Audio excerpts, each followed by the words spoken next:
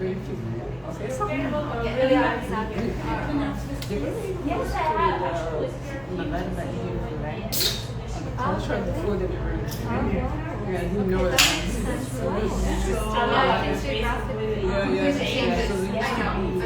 know that place stays so amazing and intensive jargon when they came in and installed and it was all white. Oh my gosh. Are you as the installation? Yeah. Okay. And the Hi. the second installation. Okay. Is on Route 7. Yeah. So Route 7 it's called the park at Taiwan. Good. How are you doing? It's literally a sidewalk. So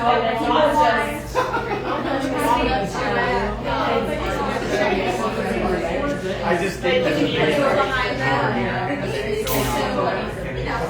read a Navajo exhibit.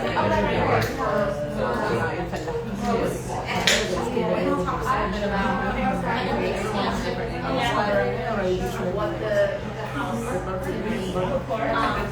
we're trying to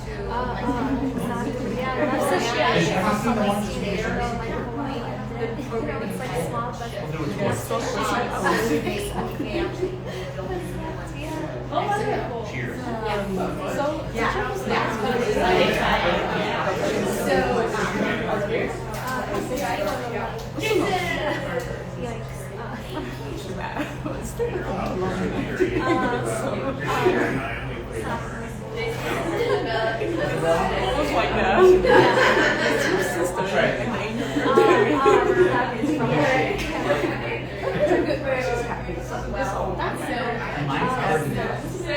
The girl walking the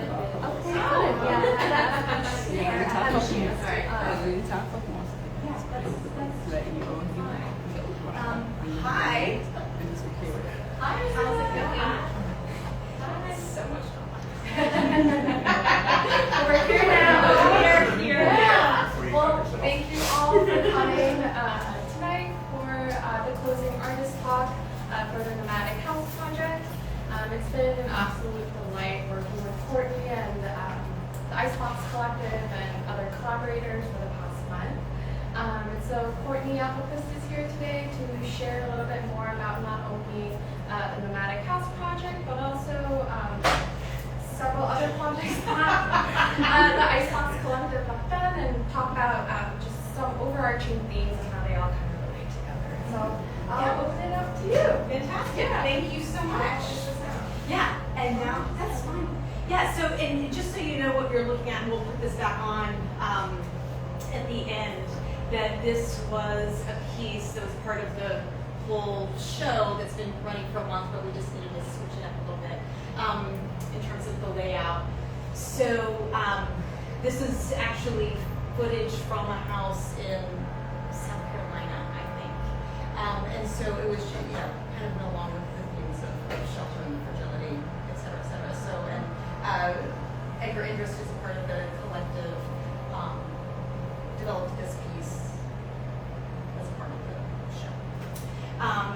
So, I will go ahead and switch this.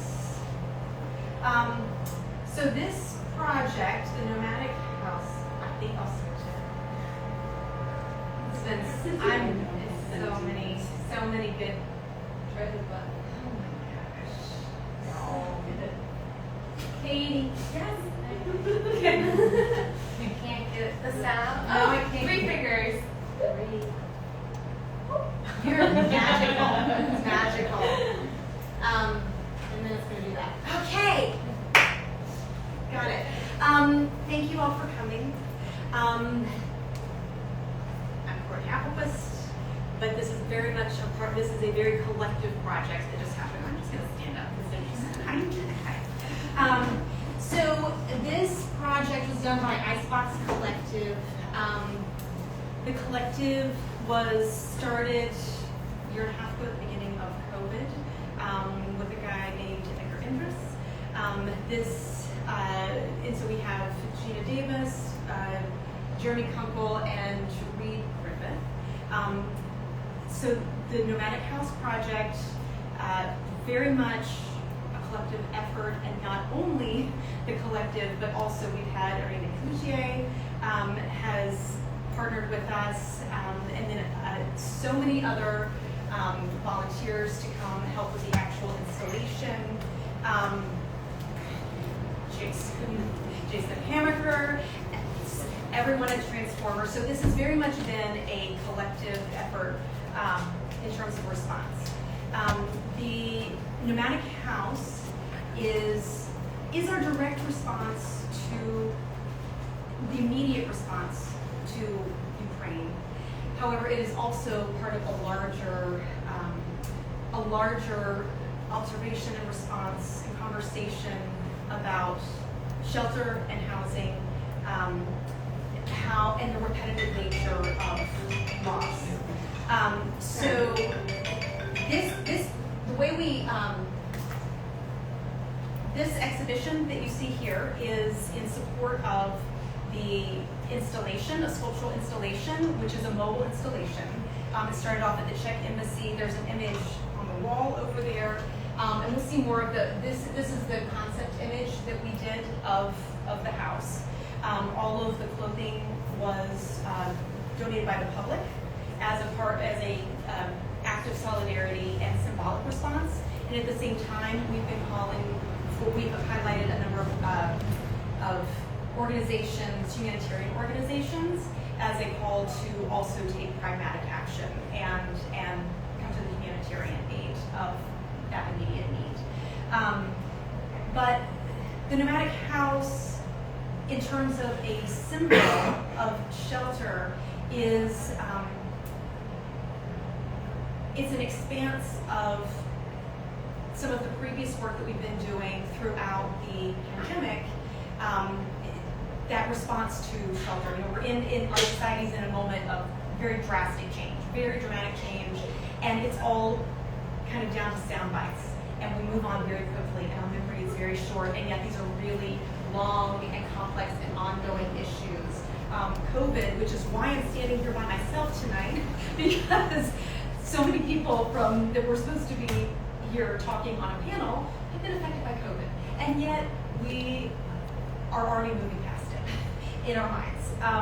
In terms of Ukraine, that atrocities are still happening, and the news has already moved on from that.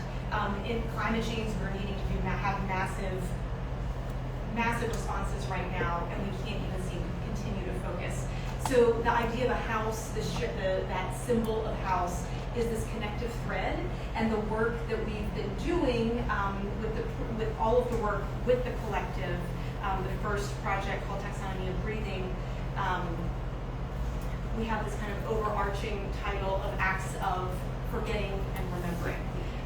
And so I wanted to bring up the reason that we have, I wanted to show you guys some of the background of the work that we did leading to the Nomadic House. That in 2020, at that moment when there was the forest fires in Australia at the Amazon, which we don't even remember at this moment. And then George Floyd was killed, and then the pandemic, and all of these conflating issues, and we were all in that moment of these disparate disasters that seemed totally unconnected, but then when we started looking at them through the lens of breath, found that they really were connected, that we didn't just land in 2020 in a vacuum.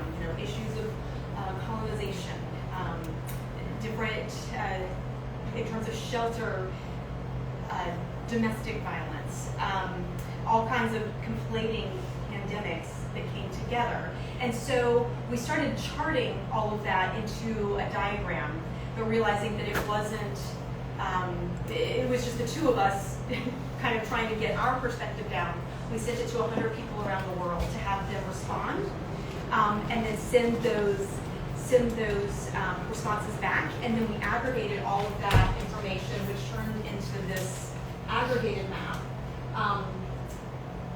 And this piece was actually commissioned by Art Merchants with MIT Press. So to take a look, it's kind of an archive of this historical moment that we're in. And we took all this information and we started using it as a kind of a research for this series of other projects. The first of which, so that's kind of just a close-up. The first of which was Things We Lost in the Fire. And this is where the image of the uprooted house came from. And so there's a couple of the boxes from that original piece. The folks who were pictured, the houses are actually from their past. Something that is a symbol of loss and trauma for them, so they're individual. But it was about the stories. And so we found that this, like all of the projects that we're doing, are really different attempts to tell the stories of others, kind of that power of being seen, to be able to see each other, to be able to expand these sound bites that we have of headlines into a much more complex conversation, which is what is warranted, to have a more complex kind of conversation. So these relationships that were formed through these projects, then this turned into the very large-scale portraits that I've been doing. It, again, telling stories of each other, to be able to see each other and build community. That's another one. And then when it came to the Nomadic House itself, we had the initial response was the call for people to donate clothes as the symbolic action, as I was saying.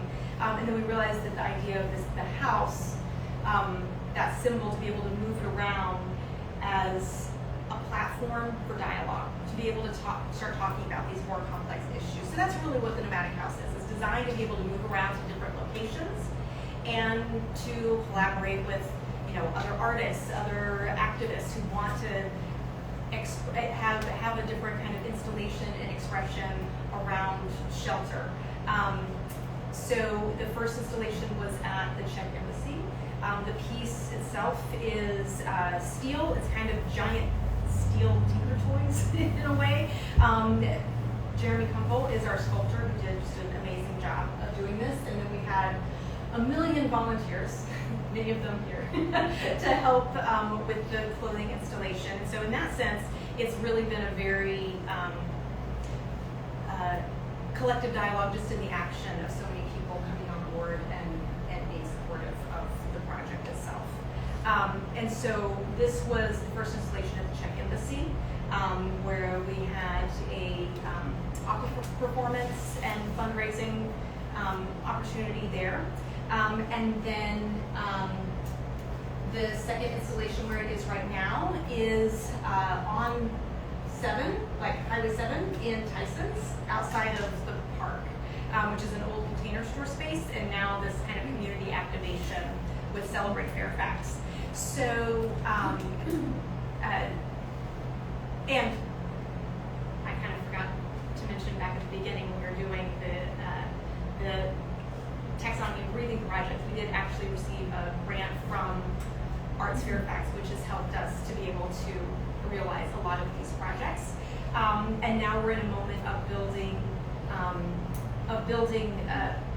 more hosts and raising support to be able to continue with the programming. So we actually have done a number, there's a number of pieces here, and then this drawing is one that I did that's actually of a rural, traditional rural house in Ukraine. And so we've done a series of these as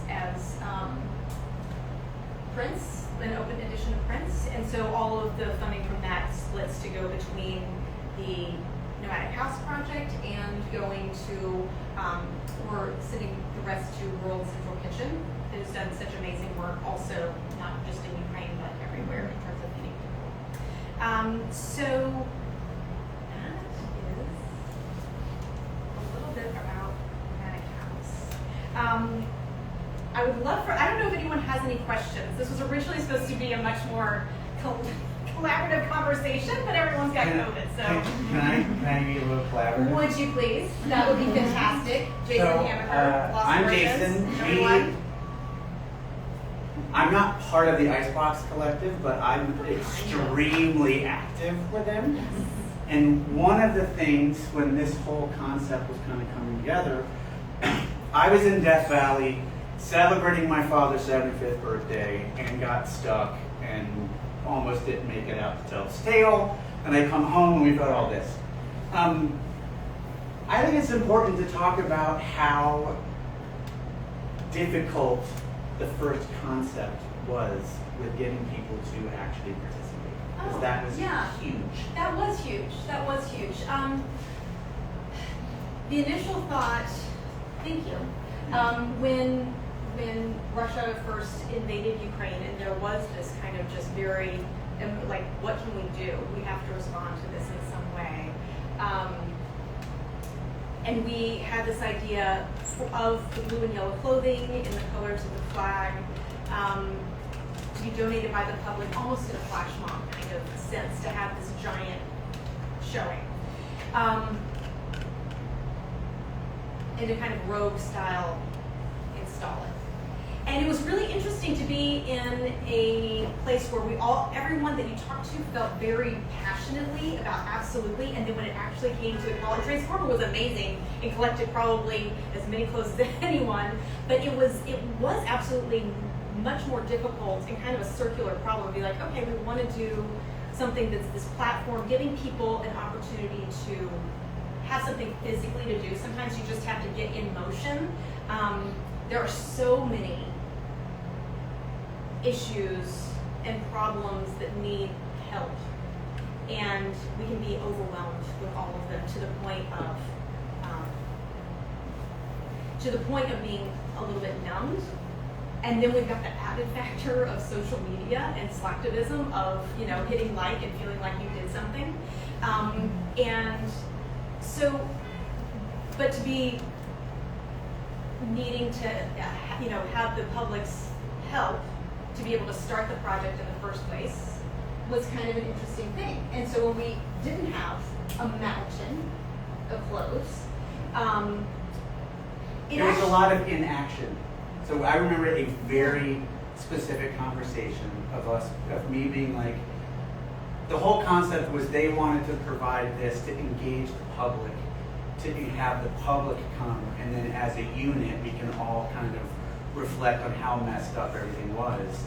But in the now, given everything that's going on, it's very difficult to engage anyone with anything.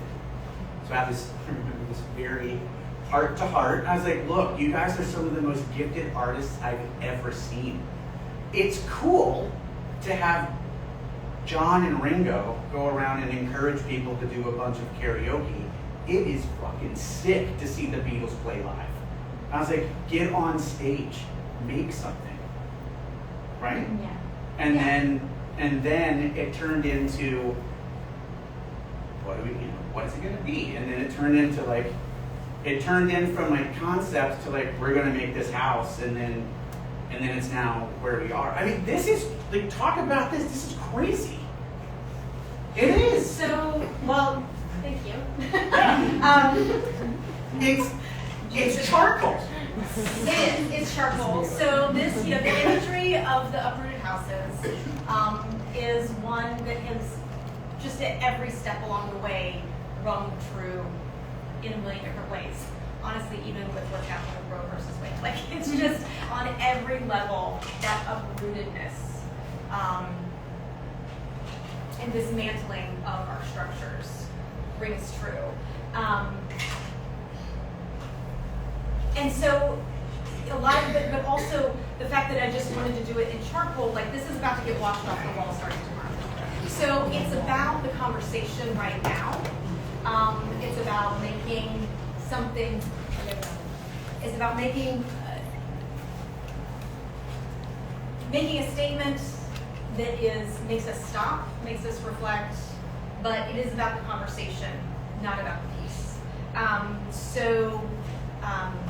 And the repetitive kind of imagery of the birds has also came from the original uprooted house boxes, an allusion to an uplifting of humanity, a resurrection, also kind of the imagery of immigration and migration, and that, so it is both and. So that's, there it is. Yes. I was struck with what you said about looking for a way to get people involved with this nomadic house. Yeah. And I was thinking about what you did originally, what you said you did originally, which was sending something out to 100 people and having them comment on it. Yes. Yes. So this was sort of the analogy to that, right? Sending something out and seeing how people responded Yes. to that. Yeah. It's. It's a different, the idea of bringing clothes or bringing an object, I would like you to talk about that. I mean, what does that mean what does that mean for me as like an actor or someone who has some power in herself to actually To come and bring clothes. something to something bigger than myself. Right. In the metaphor for what the clothes. Right. I mean, the clothes are very, it's imagery that we've seen over and over again, from the Holocaust, from the idea of what you see of immigrants coming from South America across, Mexico, and the clothing that's left along the way. It evokes this sense of both embodiment and absence at the same time. And so that's why we wanted to use the clothes. It's also a very connecting element that for me to give my yellow shirt that now becomes, something that I've worn that now becomes a symbol of someone else who was lost, is a moment of empathy and connection. And that's really what all of these projects, that's kind of the connecting thread, is how many different ways can you tell a story? What do you need to hear? What do we each need to hear to help us to really empathize enough with someone else, to fully see their humanity, to value them? We dehumanize others around us so quickly in so many tiny ways. And we keep doing it over and over and over again.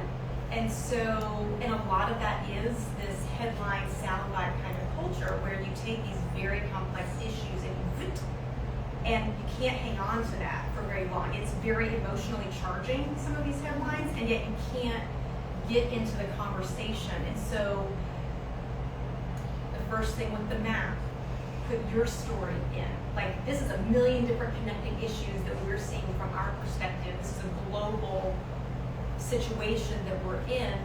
Does this make sense? Are there other things that we're missing? And then how can we bring it all together and then symbolically create pieces that are evocative in a way to help us see one another and have a different conversation. The clothes is the same way. At first we weren't sure what the image was going to be, and we really wanted, because there was so much energy and a catalyst to help, including the fact that this war was a catalyst to start realizing how much we're not addressing so many other wars in the world. So it was a very, there was so much conversation and writing and back and forth about, like, if we're gonna say this, we really want to talk about, this is complicated and really hard, and we don't want to just take one tack. Like, we want to have this platform for disagreement, for, it is political, but it's also very human. And so, and that's also part of, it's not exactly ephemeral work by any means, but it leans that way, that it's not really about the preservation of any of the work. That, all of the portraits that I did, this piece, they're on cardboard, they're on drywall, they're on everyday materials, it's out of charcoal. I haven't done anything with paint, I've done some ink, but it's all on, random pieces of paper, book pages. The house itself can take on a lot of different shapes by the way we designed it. And what's inside, right now it's the yellow and blue clothes, but that's kind of a separate element that will be able to change over time with different programming and different hosts.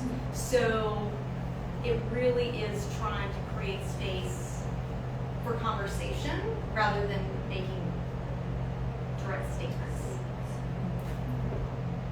Does that kind of answer? Well, it's overwhelming otherwise. I mean, often the way the artist helps us, the work, by calling forth empathy, helps us deal with it a little bit, because otherwise it's overwhelming and numbing.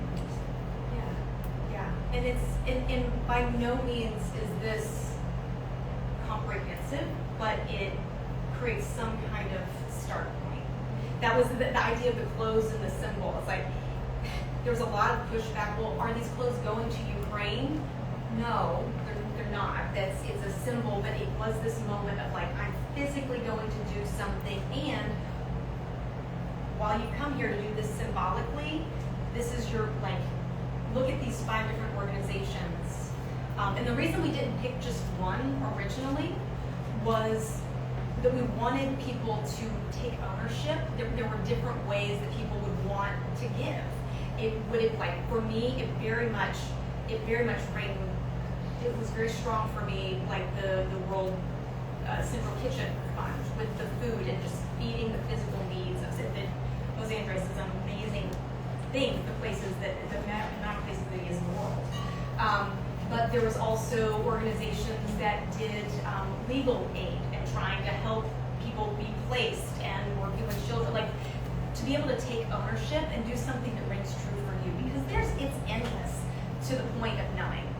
And so sometimes you just have to like, just do something, just take a step. So that was kind of the idea. Yes. You talked about how this project came out not only of the Ukraine crisis, but also the experience during lockdown, and you also mentioned climate change. I was wondering if the homeless crisis entered into the project somehow, or if you see some evolution of the Nomadic House going that way. Absolutely. Okay.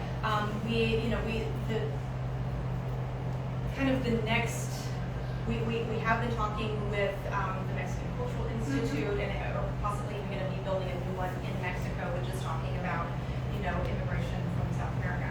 Now, in that crisis, I absolutely would love to do something here at home. It feels so, that's just, I can't imagine, there's so many different things that we can do here. So yeah, that's why we actually designed it in this incredibly minimal, at its full height, it's 17 feet high, but it's, basically a line drawing, like a child's line drawing. So that, we can do performances, we can do all kinds of different things inside of it. Thank you. Yes, absolutely. Any ideas or collaborations anyone wants to do, just come talk to me and we'll figure it out. When we were kind of discussing the concept of, what would it look like and all that kind of stuff, I could not remember, and I wish I was actually prepared. A lot of I'm a photographer, for those that don't know, and a lot of my work was done in the city of Aleppo in Syria, and I was fortunate to be there once during an election, and one of the things that was fascinating, and this reminded me of it, they had a series of temporary structures all over town where political candidates would go and just hang out on the streets, and then people would just enter and talk, write, scream, yell, whatever, to the candidates sitting down. And as we were kind of formulating some of the language around the project, it was having something that was liquid and open enough to be able to have discussion, period, like about whatever it was kind of the underlying current of how does this not necessarily morph, but supply an atmosphere of conversation, whether that conversation be art, or that conversation be literal talking, or that conversation be something far more metaphorical. Having a dedicated space where, like, you walk in and you know when you enter this, something is going to happen, was kind of the impetus of a lot of the early conversations related to the development of the project, which was, I'm a big development person. Got really excited. I can't have it. And then we can have a door. Like, we're not gonna have a door. I think it's fine. Keep the walls open.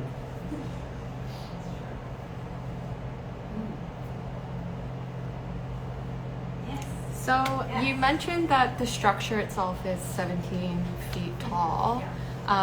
Could you kind of talk more about the process of developing the structure itself? Did you know from the beginning of its inception that you want to make it have such a large visual statement, or can you just kind of talk more about that process, and also the benefits and also challenges of working in a scale this large?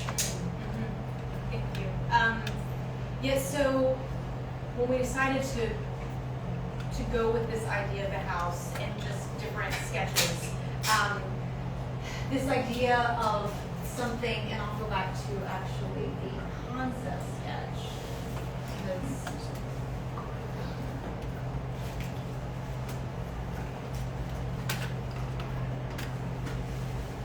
To have this idea of something that you could walk up to and interact with, to actually be able to walk underneath the piece. Almost, it's a contemporary art museum. It's a space for meditation. It's a space, all of these different things that it can be a space for conversation. But when we work, because it's very challenging, especially with the idea of wanting it to be out in the public, where anybody could just walk up to it. To have this, the scale was very important. Exactly because of the idea of things going out of the headlines so quickly. That it's this reminder, this is still going on, and come to this, and to create a space, scale-wise to a human, to be able to react with it, needed to be very large. That did create a lot of complications in terms of actually building it.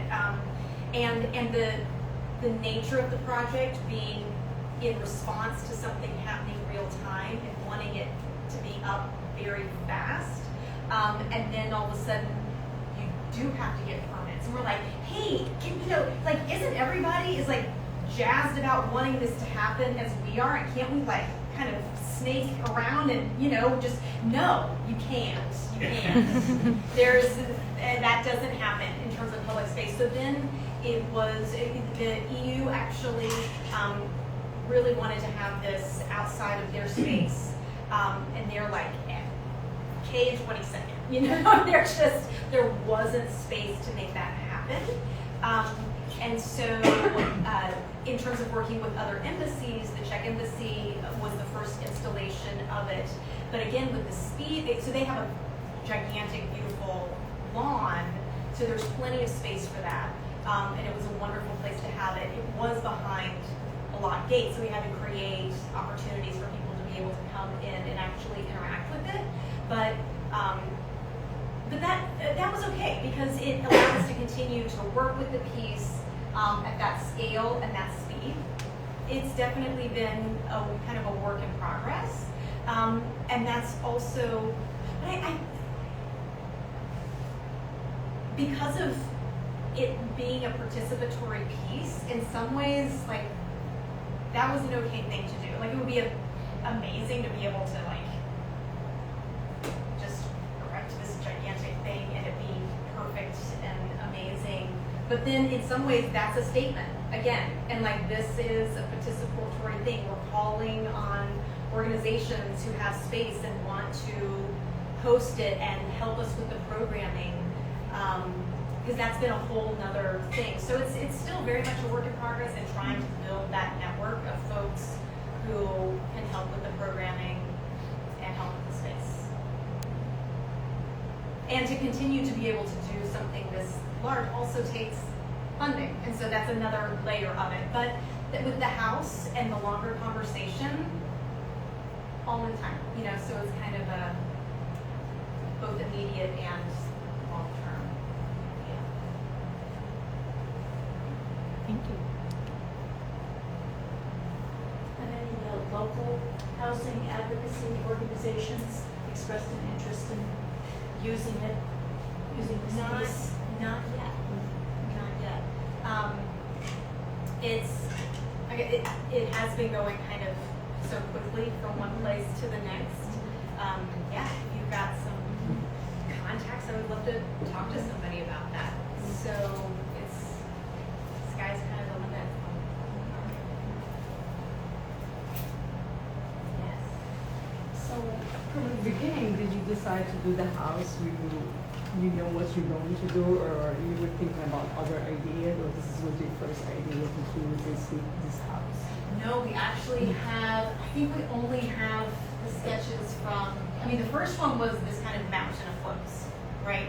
And then when we started realizing it needed to be a longer term structure, not just this kind of flash mob thing, we had 5 or 6 different ideas as to what the structure would be, or the shape of it, and wanting it to be something that was, gave people a place to enter into it to kind of complete the piece. That was, so we had ideas about like using reflective material, using different kind of like what the shape would be. But because of all of the work that we had already done with the imagery of the house and the uprootedness, we realized very quickly that that was, for us, really worked in with this larger picture of all the things we were already talking about doing. And so then like what the piece actually looked like, we were trying to make it the most kind of universal shape, so almost like a child's drawing of a house. And I don't know that it even still is the absolute, it's pretty close from my perspective as American, like housing wise, like that seemed to be fairly universal. You know, we have, it's kind of an international group, but yeah, there was a lot of conversation about that too. Like, what is actually the most universal identifying shape?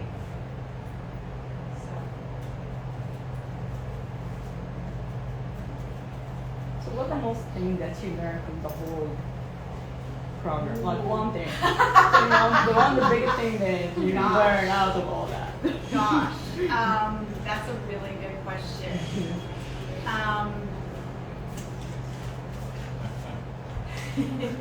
Sorry. No, it's a really good question. I'm gonna go with 2 things. Okay. One is to stay very open and be able to pivot really quickly, and like if something doesn't quite turn out as I think it is, like to constantly reflect. That it's like, oh, that didn't work the way I thought it was going to. Like, it's not a failure, it's an observation of how, like, collective society is responding, or the busyness, or like the temperature, like of getting, when you're trying to get people to interact and participate, it's clearly not ever going to go the way you dreamed it up. So just go with it. The second one is something that's really kind of hilarious and corporate and yet so true. And it was like a bumper sticker that was on my husband's desk. It was, you can have, out of time, money, speed, time, and quality, you get 2 out of 3. So that seems to be very universal. And so we're actually at a moment right now in the project where it's like, we did have a grant that helped us get this far, and we're at a moment of having to kind of pause to say if we want this thing to go and do the things that we want it to do, or think that it could do, we do have to figure out how to get funding to make that actually happen. So, you know, it's an evaluation.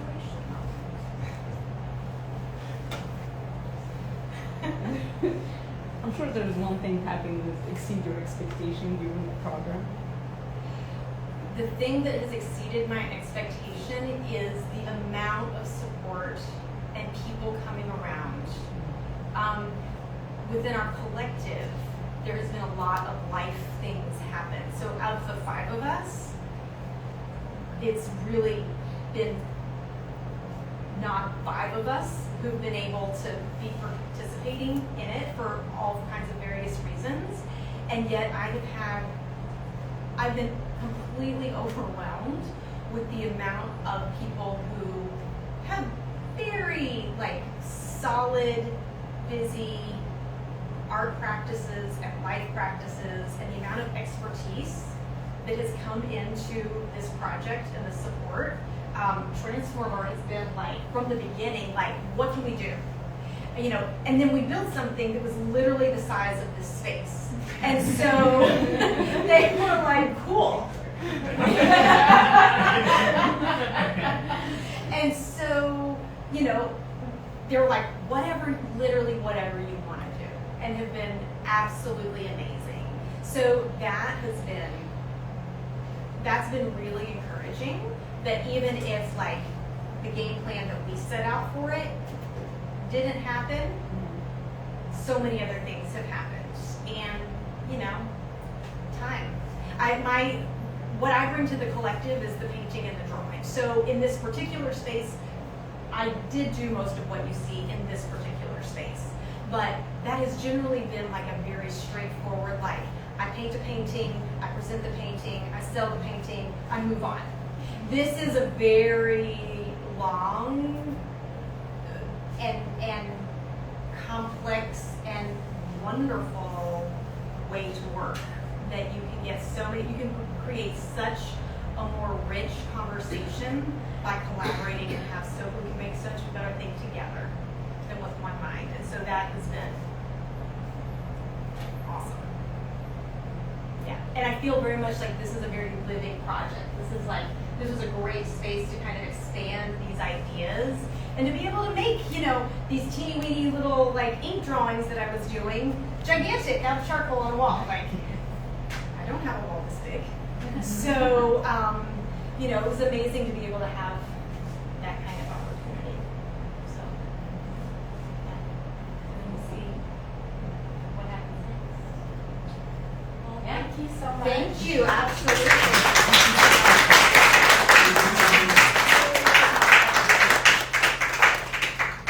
Yeah, it's been an absolute honor for Transformer to collaborate with the entire Icebox Collective, and it's been really great to propel conversations, really important conversations about displacement and children at home and what that means and looks like to various groups of people. So we thank you for your openness and your creativity and your willingness to collaborate. And before we end, can you share one more time how we can all help to support future iterations of this project? Yeah, absolutely. So what we have right now as a direct support for it is that we have a number of original works that are for sale, and then also we did a open edition series of prints that is of this piece. They're 17 by 17. Thanks to the lovely Jason Hammer who did that for us. Lovely. So that is what's available as well, and that is 40% of that goes to Ukrainian support organizations, and then 60% goes to supporting future iterations of the house. Well, thank you so much, and thank you all for coming out tonight. Thank you. These are so fun. Yes, you have some light.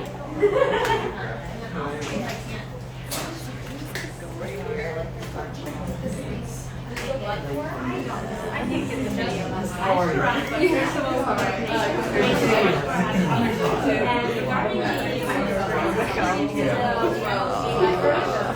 Yeah, it's like something here.